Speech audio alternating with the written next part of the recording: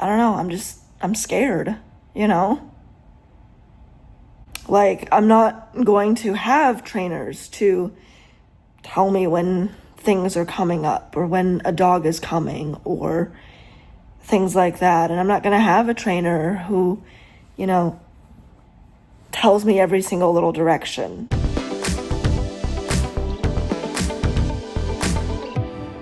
Hey guys, it's Hope. Welcome back to my YouTube channel. And today is week 2 of the Guide Dog Class Experience.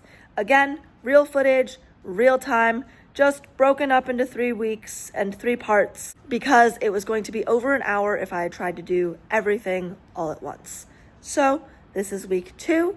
If you haven't seen week 1 from yesterday, go ahead and go back and watch that.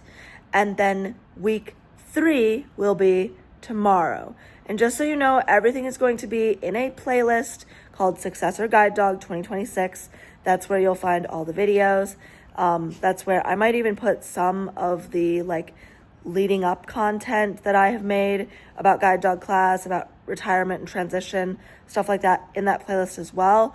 And then also just new footage of the Successor Guide Dog and first week home and the week, the 1, 2, 3, those parts, that guide dog experience video series, that whole thing will be in that playlist as well. So just keep an eye out for that playlist. It's not going to be very long, but it's going to cover everything that is new for Successor Guide Dog.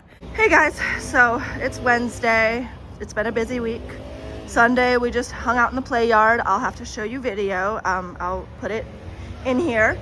And it was really, really cute. She really enjoyed it. And then Monday and Tuesday, we just kind of hung out on campus and did some routes and got some distraction practice with dogs and all kinds of other things. And then on today, we're going to a city. So that'll be fun. We're gonna go to a city. Busy. And then the other thing is, I've been doing eyes closed walks. We did our first night walk, so that was fun. We did our first off-leash recall yesterday. That was so fun.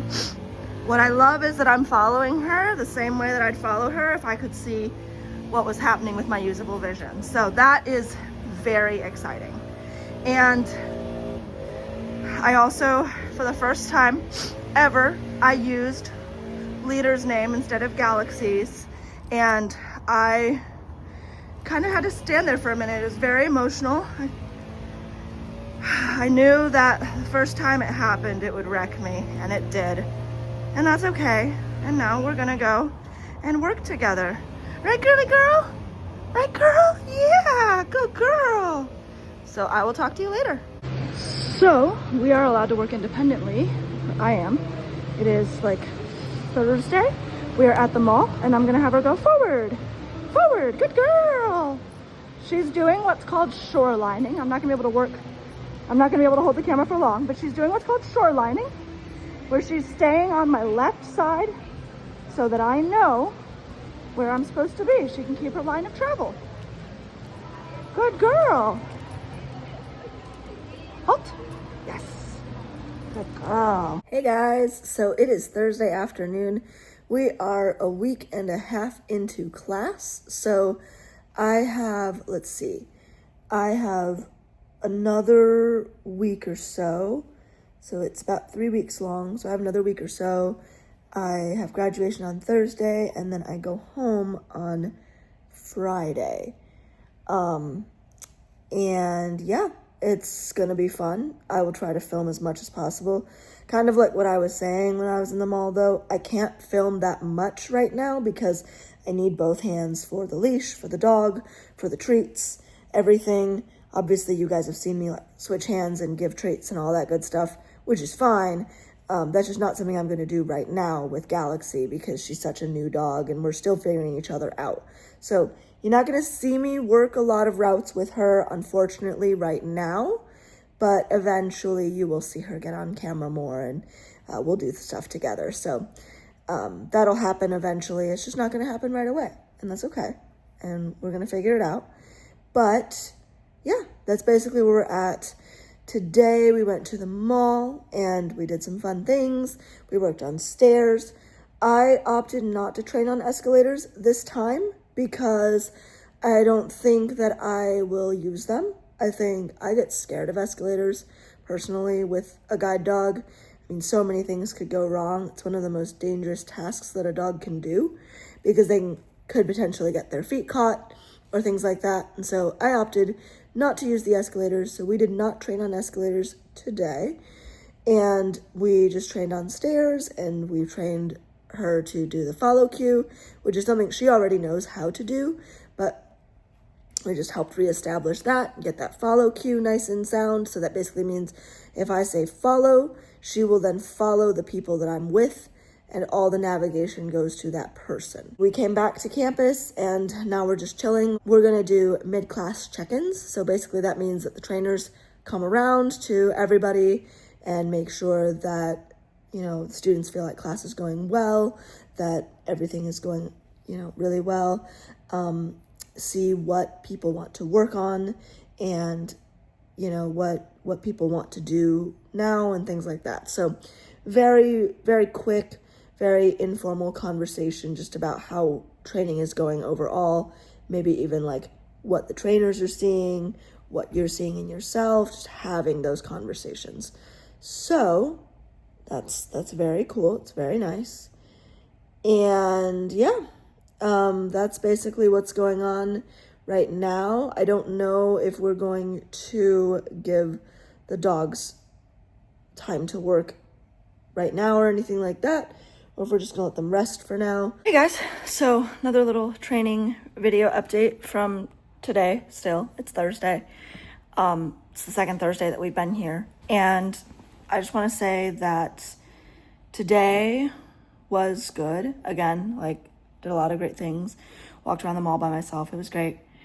I feel like I'm at the point of training where I have so much more to learn, and I'm really excited to take Galaxy home and show her my home environment and do everything. But at the same time, I'm scared that things are not going to go well. And I don't know what I'm going to do without the trainers around. And I love the camaraderie of being here and learning everything and being with my classmates. That's an amazing part of guide dog training. But then at the same time, I'm also really excited to go home and to start my real life with her and to see what's going on and how everything is going. And I don't know, it's weird. It's all the feels at once, and I'm scared to get out into the real world. And I'm also really excited to get out into the real world. And I've already gotten real world experience with my prior guide. And I'm scared that, I'm scared, I'm not going to have trainers to tell me when things are coming up or when a dog is coming or things like that. And I'm not going to have a trainer who, tells me every single little direction and the command to use and reminds me how to do the timeouts and the corrections and things like that I need to do. And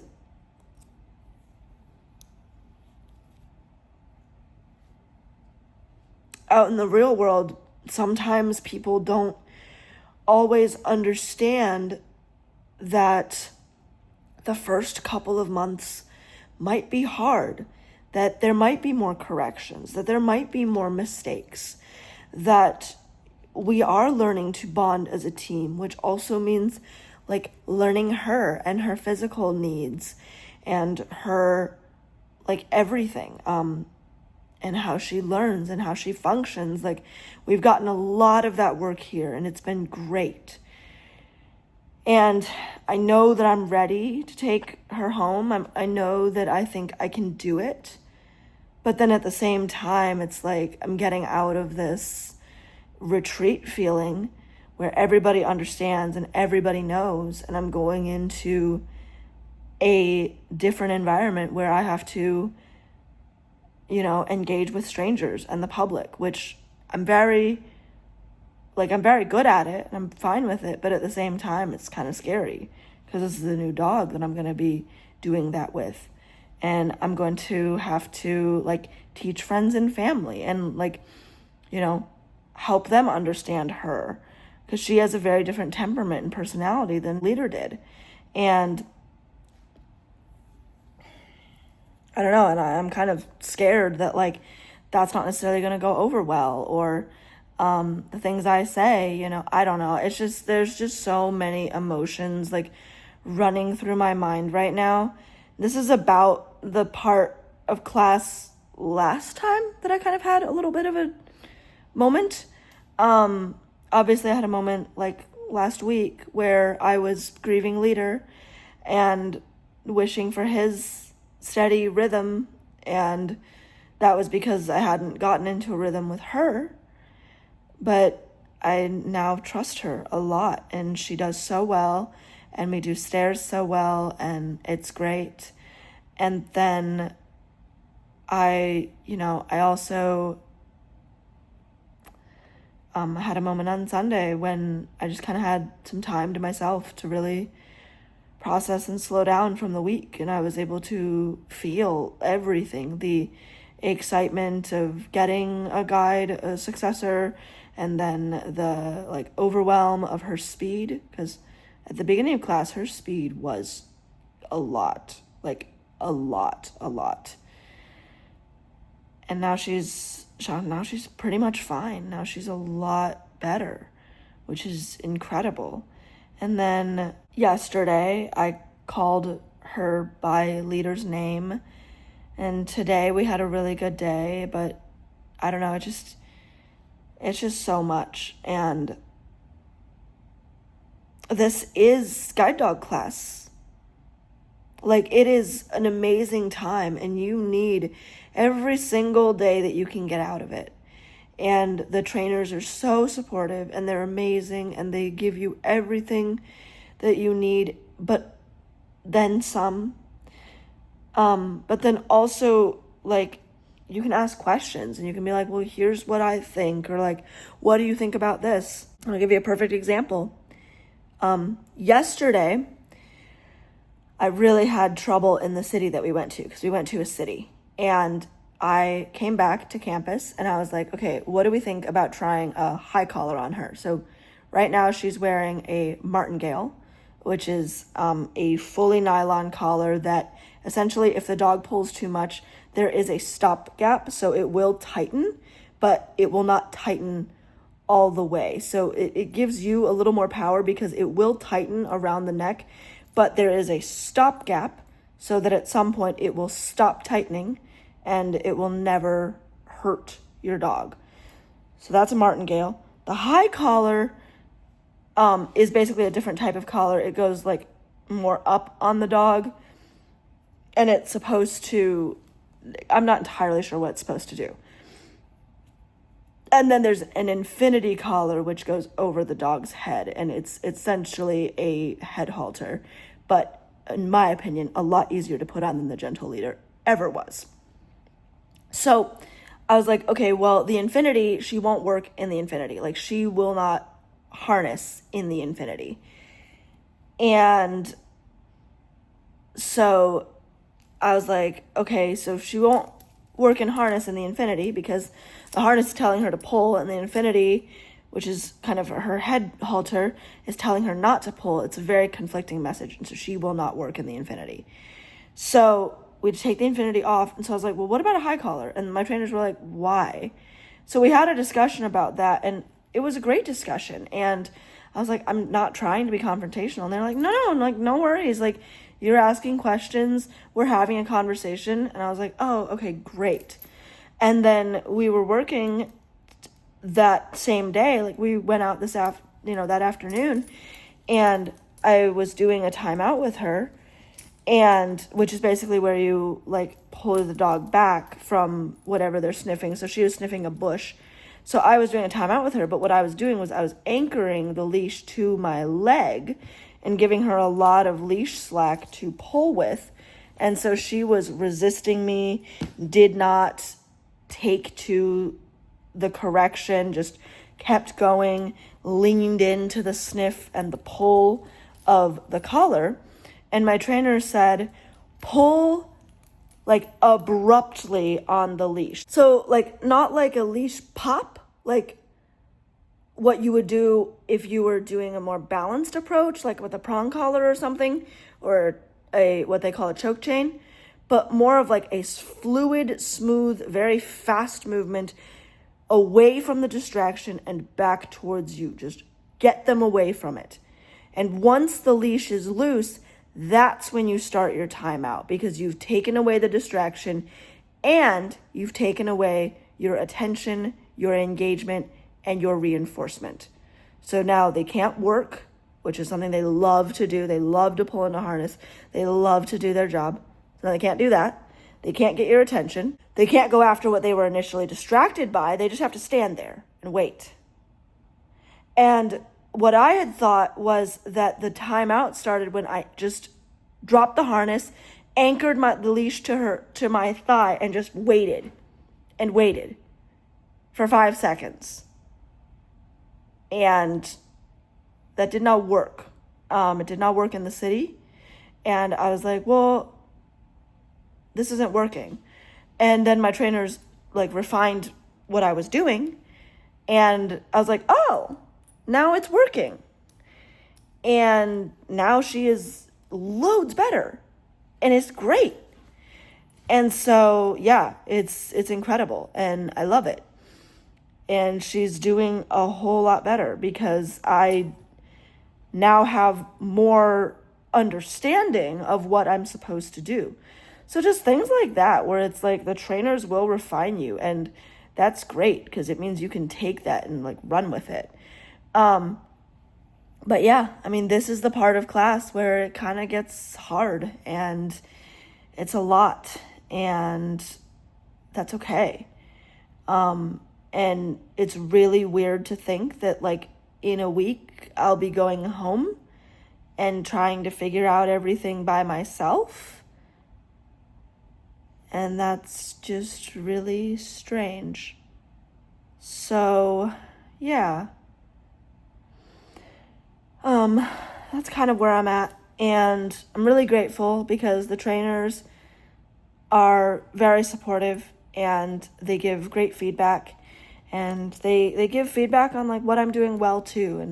And they say that I'm doing a lot well, which is amazing. But they also tell me some things that help me to refine my skill and my technique, which is incredible.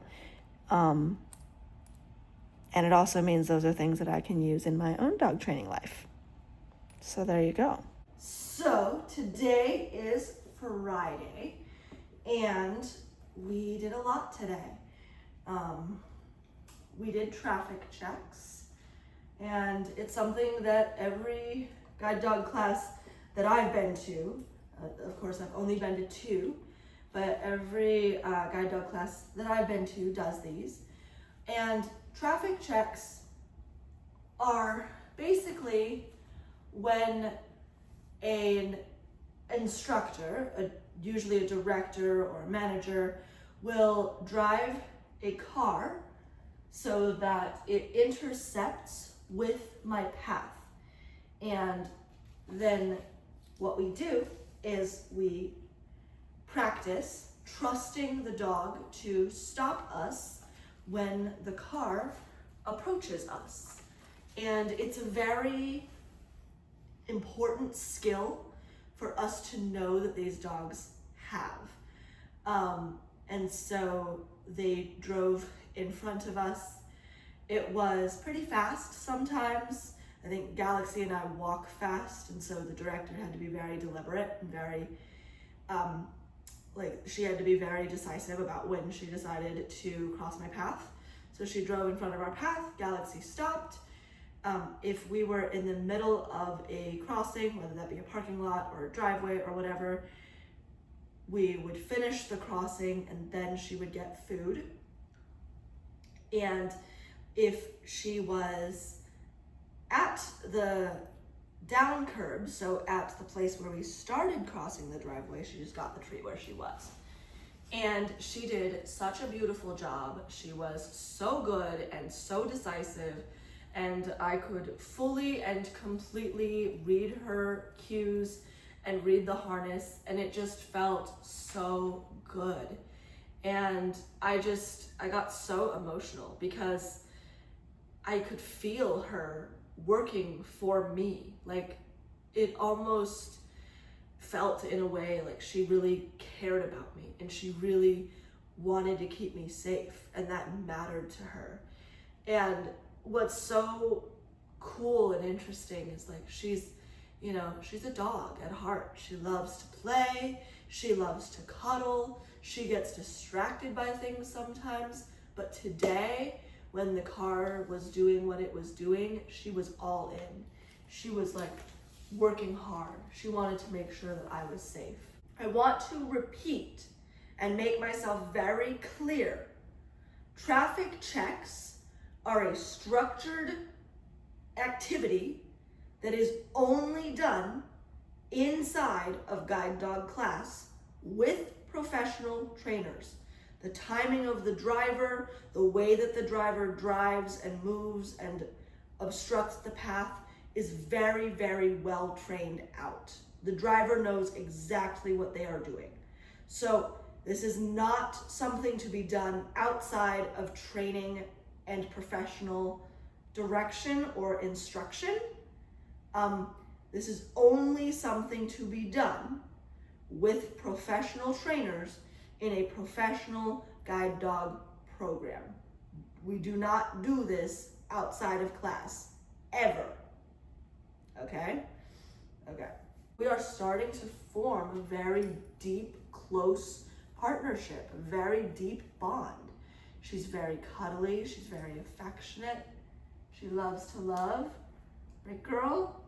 Yeah, you love to love. That's a girl, that's a girl, that's a girl.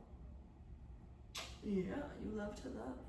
And she was just so good, and it just reminds me like how much I love these dogs and how much I feel like I need them for my own just personal safety and my own personal well-being. And just like, yeah, like I feel like I need her, and she does so much for me, and she's so good about pulling into the harness and telling me like exactly where she needs me to be. And then after harness work, after everything is over, after all the things, you'll find her right here in my lap, curled up, all cuddled up, just lovey-dovey, happy as a clam, very good dog.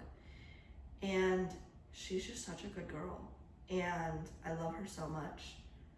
And you know, it's funny because last week I was in a very different spot with her, right? Last week I was like, wow, she's a lot of dog, she's a lot of speed. I don't know if this pace and pull works for me. She's a lot. I feel like I'm constantly slowing her down. I feel like I'm sprinting, like all this stuff. And then I gave it some time, and I was like, well, we're just 2 routes in, we're just 4 routes in, let's give it some time, let's see. And sure enough, by Monday, I was feeling really confident with her. And now by today, I'm feeling like, wow, this is a great match for me. And like, that's the thing. And I think it's something that I didn't really remember from Leader and our training together. I didn't remember the hard parts. I just remembered like everything went perfectly. Everything went so well. Well, looking back, maybe it didn't. Maybe I'm not remembering things. And even like I talked to the trainers and I was like, everything was perfect. The trainers looked at me and they're like, I guarantee you, not everything was perfect. You just remember all the perfect bits, and you've come out of learning and working with a seasoned 7 years in guide dog, and now you're starting with a 6 months in guide dog. Give it some time.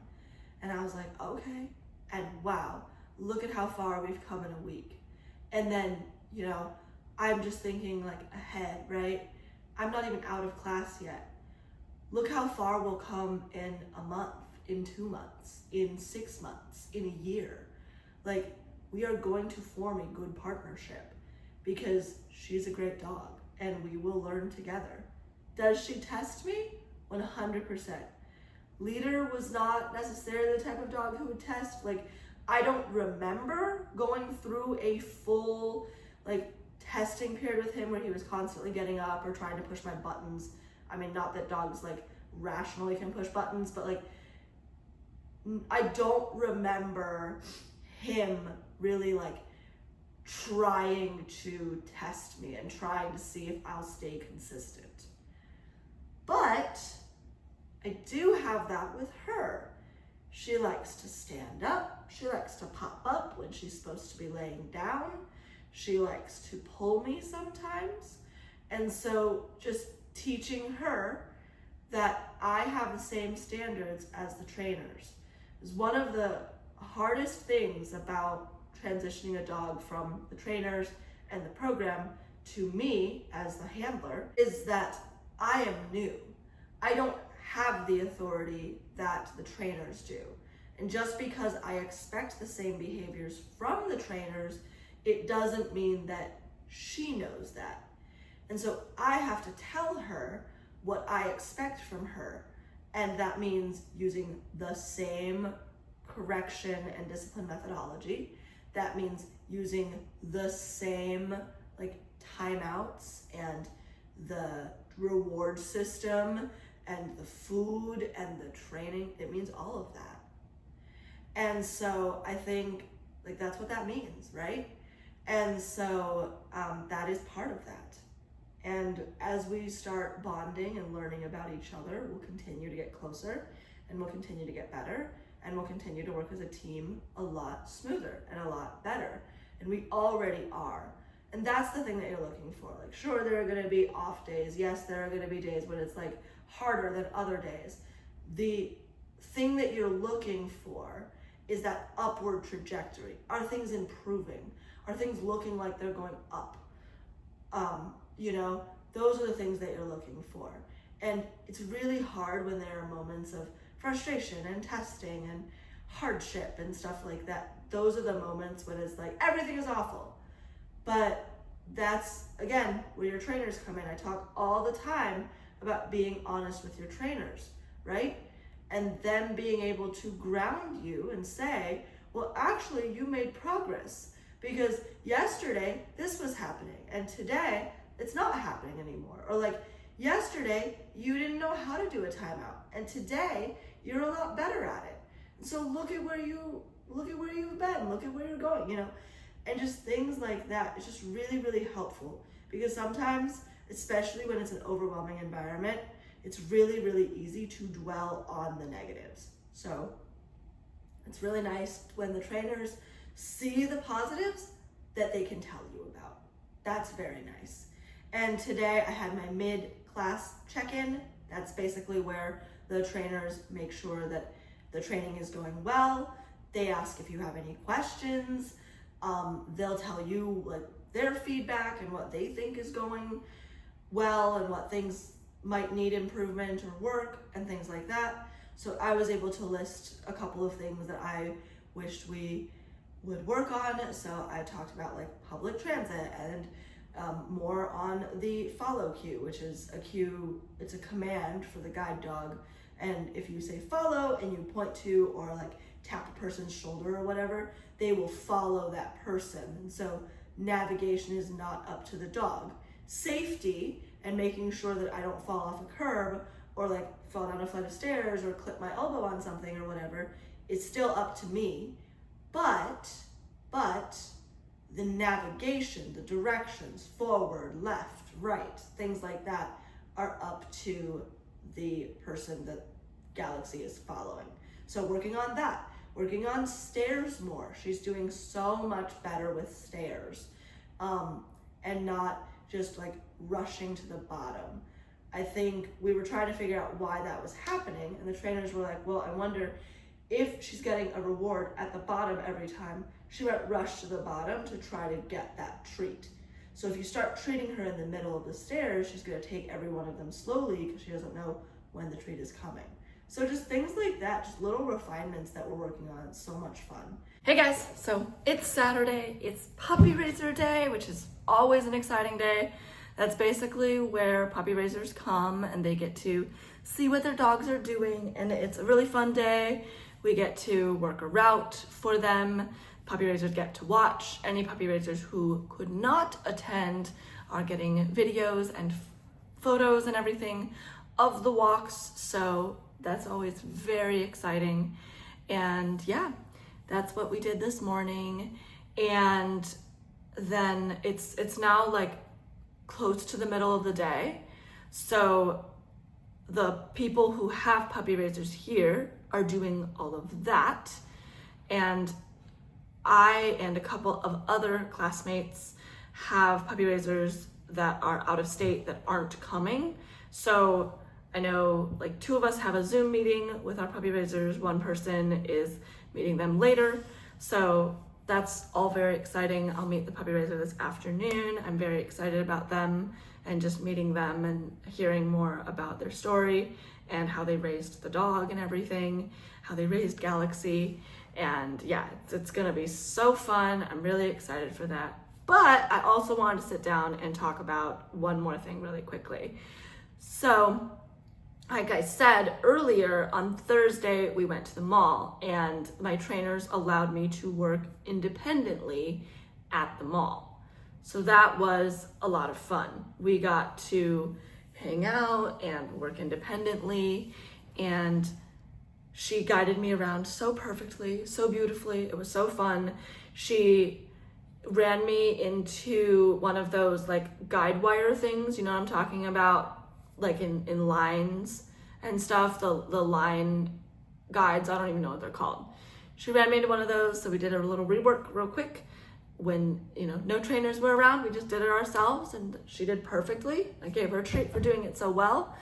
And then the other thing that happened was, because there were no trainers behind us telling us where to go or when to cue the dog or anything like that, the funniest thing happened. I knew that there were steps coming up and I wanted to go down the stairs. I was on the 2nd level of this mall and I wanted to go down back to the 1st level. And I say, Galaxy, right, find the steps. Right, find the steps. And she walks over to where the railing kind of indents a little bit. And there's like 3 walls of railing, and then back behind us is the open aisle mall area. She walks me over there and I'm feeling out. I don't find any steps. So I'm like, right, find the steps. She does. We don't find any steps. I'm like, okay, well, maybe I'm too far. So I'm like, Galaxy, right, find the wall. And she does, and I give her a treat. And then I say, right, and we keep going. And I say, forward, and we keep going. And I'm like, good girl. And then I kind of see some like black and white slope. And I'm like, I think those are the stairs. So I cue her again. I'm like, Galaxy, right, find the steps. And we go. And we find the steps, and I gave her a treat for that. And it was just so fun because, when I go home, I'm not gonna have the trainers here. I'm not gonna have someone telling me, here's when to cue your dog, here's when the next obstacle is coming, here's when to tell them to find XYZ. We're gonna have to work together, and I'm going to have to trust her to decide when we're supposed to make the turn, when we're supposed to do XYZ. All of that. So that was really fun because we didn't have a trainer behind us telling us where to go and what to do. And so it was a great opportunity for us to work together as a team and find the correct thing that we needed to find, but we had to do it together because I gave her the direction and then she tried her best, but that wasn't what we were looking for, right? Like that wasn't the stairs. So then I had to use my problem solving skills, because I can't just say find the steps and she'll just go automatically there. I had to tell her which direction to go, how to find the steps, where I thought they were. And when we didn't find them where she kind of took me, we had to go back, and it wasn't a rework and it wasn't a mistake. It was problem solving together. So we had to go back to the wall. We had to try to figure out where we were supposed to go. I sent her forward again, and then I asked her to try to find the steps again and told her which direction I thought they were, and she did it. And that's what guide dog handling is all about. And that's why I think it's so important that sometimes they let us work our dogs without a trainer there, because it means that we are learning how to problem solve and how to do that teamwork without the trainer, just with the dog. And then that way, when things go awry, or you're like, okay, I think that this could have gone better, then you go back to campus and you get to ask your trainers, okay, here's what happened in the mall when I was working by myself. How can I do this differently? Those are the moments where your trainer and you are going to have those conversations, and you're going to do those almost breakthroughs where you're like, I think this worked, but is there a better way? And then your trainer can say like, yeah, here's what you can do differently. Or like, no, you did fine. That way, like, you bring those questions back to campus with you so that you can get some almost like real world experience working your guide dog without help.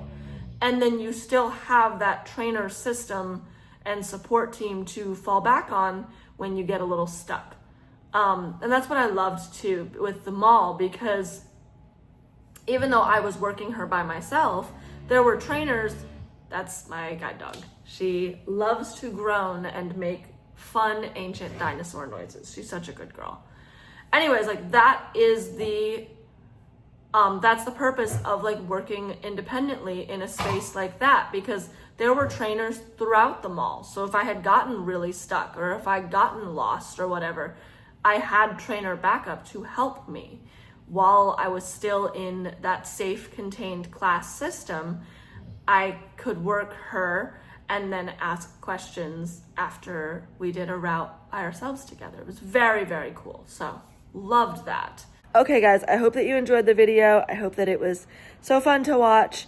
And please, please subscribe and comment and share and like and do all the fun things, because tomorrow we are doing week 3 of the Guide Dog Class Experience, and it's going to be so fun, and we're going to end it out on a on a high note, you know, and everything. So join me for that. Again, real-time footage. It's going to be fun, so you don't want to miss it. And yeah, again, I'm going to link that playlist of, it's going to be called Successor Guide Dog 2026. I'm going to link that playlist in the description box so that you can find it. And yeah, let me know if you have questions, and I'll see you on the next video. Bye guys, have a good day.